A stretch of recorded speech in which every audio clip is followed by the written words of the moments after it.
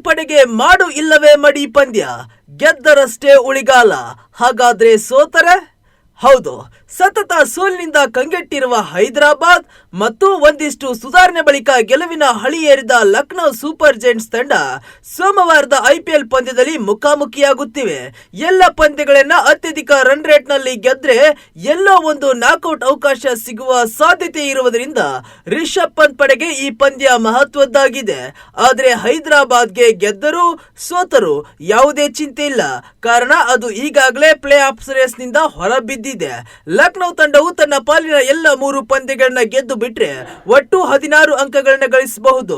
ಆದರೂ ತಂಡದ play of ಸ್ಥಾನ ಖಚಿತವಾಗುವುದಿಲ್ಲ. ಪಂಜಾಬ್, ಮುಂಬೈ ಮತ್ತು ಡೆಲ್ಲಿ ತಂಡಗಳು ತಮ್ಮ ಪಾಲಿನ ಎಲ್ಲ ಪಂದ್ಯಗಳನ್ನ ಸೋಲಬೇಕು. ಆಗ ಪಂತ್ ಪಡೆಗೆ ಅದೃಷ್ಟ ಒಲಿಯಬಹುದು. ಮಳೆಯಿಂದಾಗಿ ಪಂದ್ಯಗಳ ಫಲಿತಾಂಶದಲ್ಲಿ ವ್ಯತ್ಯಾಸಗೊಂಡ್ರೆ ಲಕ್ನೋ ತಂಡ ಹೊರಬೀಳಲಿದೆ. ಈಗಾಗಲೇ ಟೂರ್ನಿಯಿಂದ ಹೊರಬಿದ್ದಿರುವ ಹೈದರಾಬಾದ್ ತಂಡಕ್ಕೆ ಇದೊಂದು ಔಪಚಾರಿಕ ಪಂದ್ಯ. ಇನ್ನೇನಿದ್ರು ಉಳಿದ ಪಂದ್ಯದಲ್ಲಿ ಜಯದೊಂದಿಗೆ ಟೂರ್ನಿಗೆ ಗುಡ್ ಬೈ ಹೇಳುವುದಷ್ಟೇ ತಂಡದ ಗುರಿ.